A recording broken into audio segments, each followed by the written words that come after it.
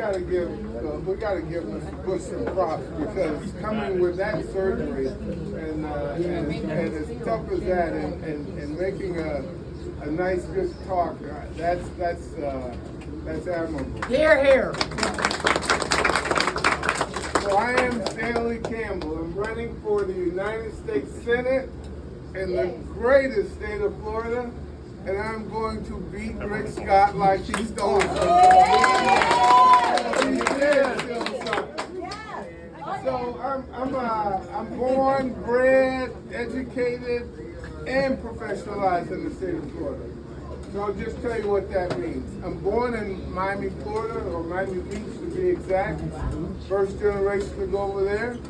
I was raised in Liberty City.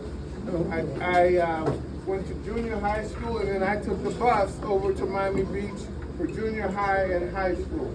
So I did finish Beach High, and when I took that 2.6 grade point average right up to Florida A&M University, and there I wound up getting a degree in physics and a degree in mathematics. And today, with never having taken a math course outside of Florida A&M, I have 14 patents in artificial intelligence. Whoa. And I can tell you, there's not one congressman or one senator with any experience. They can't even spell AI. So I'm going to tell you, AI will change our lives, every single one of us, forever. And it's not like aviation where it took 100 years to get from Orville and Wilbur Wright to a 787. It's going to take 5 years, and we'll be walking out to the door, and our car will come to us instead of us going to the car.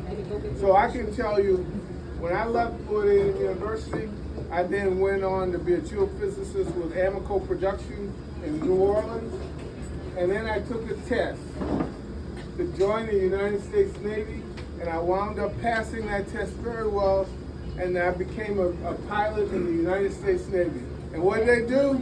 They sent me right back to Florida, to the birthplace of naval aviation, where I actually got my wings.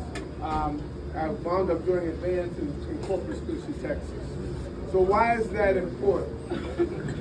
Why is it important that I have those patents in AI and I flew in the Navy? Why I flew the most advanced airplane in the Navy's portfolio, and in fact in all of the military's portfolio.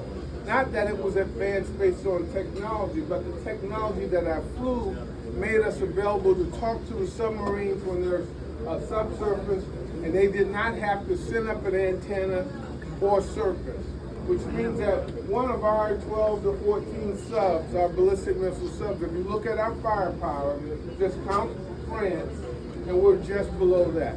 That means that you have to now negotiate with them as if they're a country. And that is our strategic deterrent. But now we need a strategic deterrent against Rick Scott.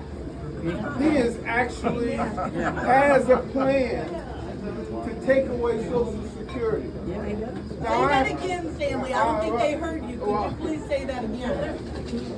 For Rick Scott has got a plan, documented plan, presented plan to take away Social Security. And Medicare. Now, I can tell you, I have some friends who use Social Security as their golfing money. And then I know more people, however, who use Social Security to live on, to get their medication, to actually eat. And these are the things, and these are the people for which a Rick Scott, who took a lot of money from Medicare and Medicaid, got bonused out, spent $300 million to win 3 races. That's why we have to beat them, because though he was poor once, he doesn't remember that. He doesn't like that. He doesn't appreciate people who have to work every day. And so when you look at healthcare, for example, he did not advance do the Medicaid Advantage program. The Medicare expansion program. That expansion under him put 750,000 people off of health care. The current governor did the exact same thing, did not do the expansion, and he has another 350,000. So no matter who gets to be the governor next time, they're going to inherit 1.1 to 1.2 million people who will get their basic health care by going to the emergency room.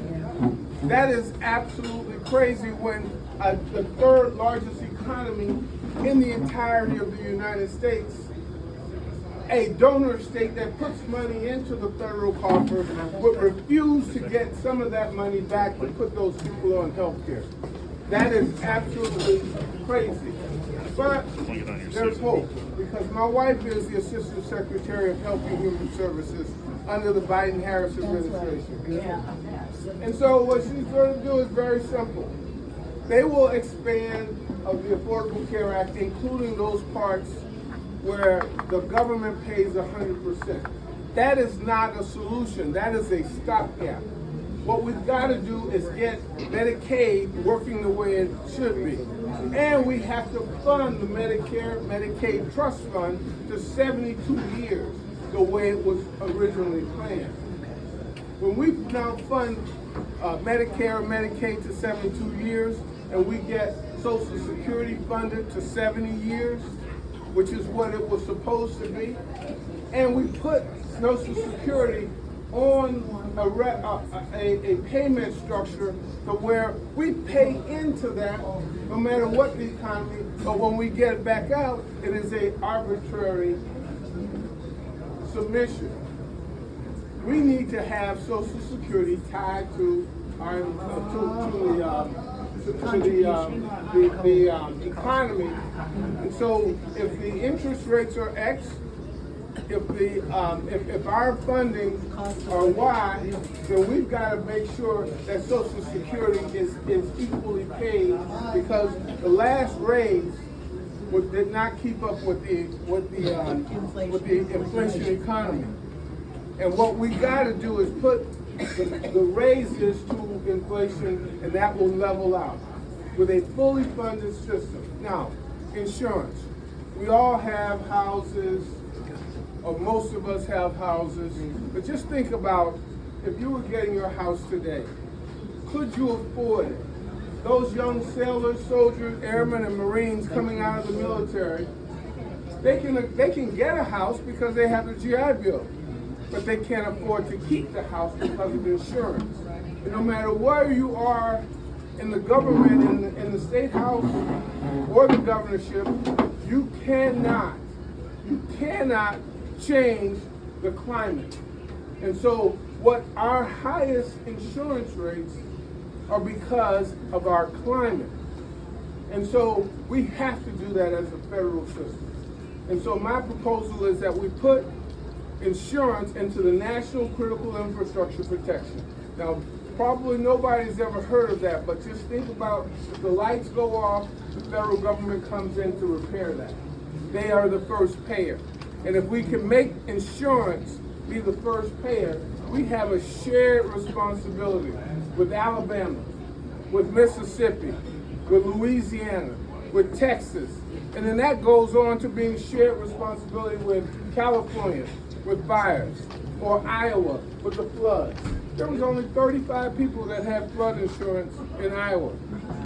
And so that shared responsibility means that we could take the money and put it into the federal coffers, and the federal government, that will level the playing field, and our insurance will drop because we're the highest by 30%.